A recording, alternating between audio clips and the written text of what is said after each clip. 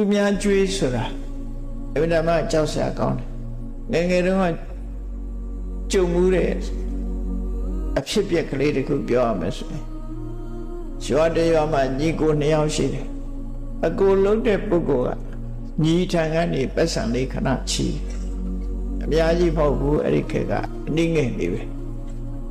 ခဏချီပြီးတော့အတော်နဲ့ပြန်မပေးဘူးရုတ်တရက်နောက်ဆုံးမှယောဂရပြီးကျွေးမဆက်ရပဲနဲ့တေးသွားတယ်တေးသွားတော့အဲ့ဒီအကိုလုံးတဲ့လူကဘယ်သွားဖြစ်တော့ဆိုသူညီရဲ့အိမ်သွားပြီးတော့ကျွဲဖြစ်တယ်ကျွေးဆိုတာမျိုးကကျွေးရှိရင်ဆက်ရတတ်တယ်ပေါ့မြန်မာရာဇဝင်ထဲမှာနာမည်တော့မေနုမင်းပြစ်မင်းထန်သင့်တဲ့အခါမှာဆရာတော်ဥပုပ်ကိုသွားကြတော့တယ်တဲ့နာမည်တော့မေနုဟာဒီမင်းပြစ်မင်းထန်နဲ့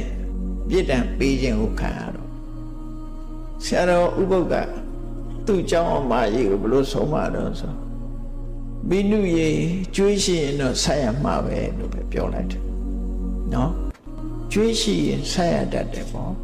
တော့ကျွေးဆိုတာတင်ရင်မကောင်းဘူးပေါ့ဘာပဲဖြစ်ဝကျွေးပဲဖြစ်ဖြစ်ဘာကျွေးပဲဖြစ်ဖြစ်ကျွေးရှိနေမကောင်းအဲ့ဒီ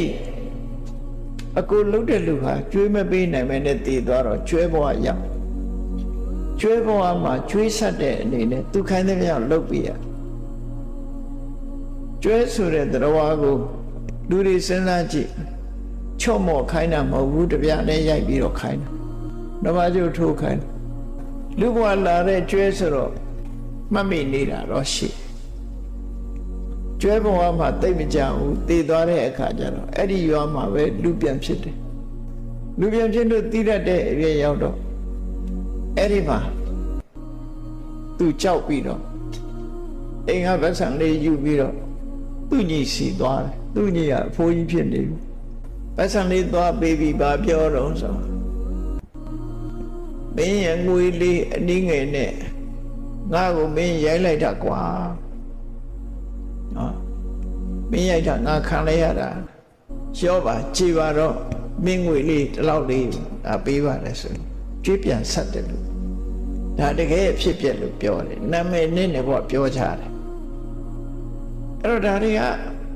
မရှိဘူးလို့မအောင်မေ့နေတယ်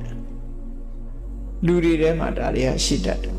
ဒါကြောင့်မို့သူများကြွေးဆိုတာအလွန်ကြောက်စရာကောင်းတယ်အဲ့ဒီကြွေးမရှိတဲ့ချမ်းသာကိုအနန္တယဒုက္ခလို့ခေါ်တယ်တချို့ကြတော့